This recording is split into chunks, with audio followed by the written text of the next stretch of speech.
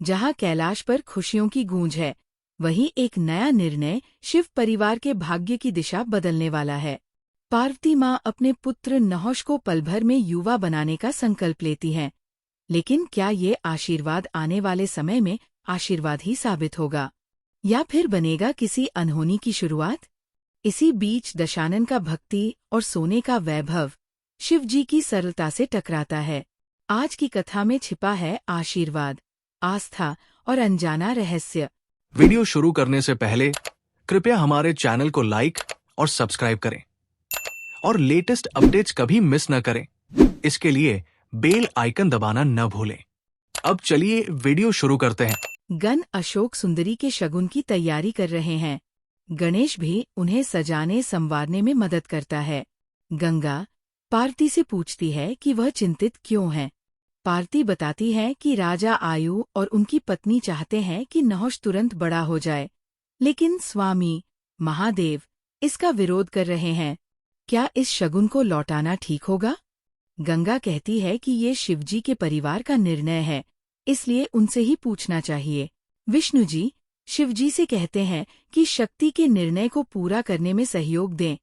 वह बिना उनकी अनुमति कुछ नहीं करेंगी। पुरुष और प्रकृति को एक समान निर्णय पर पहुंचना चाहिए। शिवजी सहमत होते हैं और विष्णु जी वहां से चले जाते हैं। गणेश अशोक सुंदरी को चिढ़ाता है। वह शिकायत लेकर कार्तिकेय के पास जाती है। कार्तिकेय हंसते हुए कहता है कि केवल बड़े भाई को ही बहन को चिढ़ाने का अधिकार है। दोनों हंस पड़ते हैं। तभी शिवजी वहां आते हैं। गणेश उन्हें बताता है कि माता नहुष को बड़ा करने वाली है और फिर उसकी शादी होगी। राजा आयु ने उपहार भेजे हैं। कार्तिकेय भी अशोक सुंदरी की शादी को लेकर उत्साहित है। गणेश चाहता है कि बहन कुछ दिन और यही रहे ताकि वो खेल सके। शिवजी पार्वती से पूछते हैं कि क्या वह कुछ कहना चाहती है। पार्वती बताती है कि अशोक सुंदरी के लिए शगुन आया है, तो हमें भी नहुष के लिए शगुन भेजना चाहिए। शिवजी उनकी सराहना करते हैं कि उन्होंने बिना अनुमति के कोई निर्णय नहीं लिया।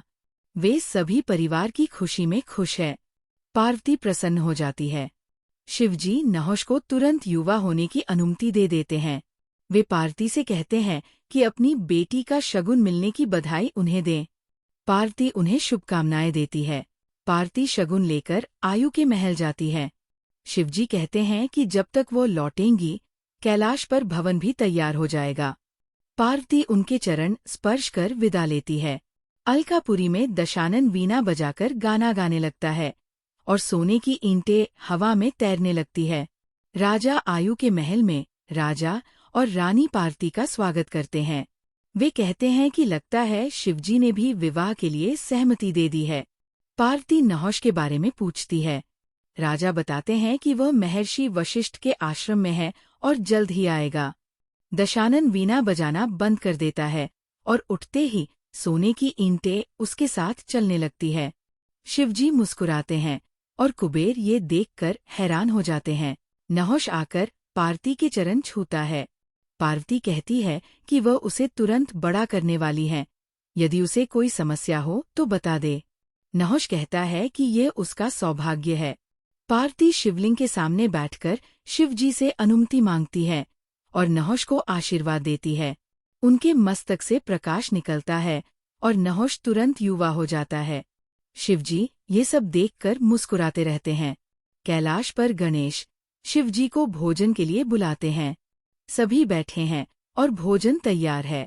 गणेश कहता है कि पिताश्री सोच रहे होंगे कि माँ के बिना ये भोजन कहाँ से आया।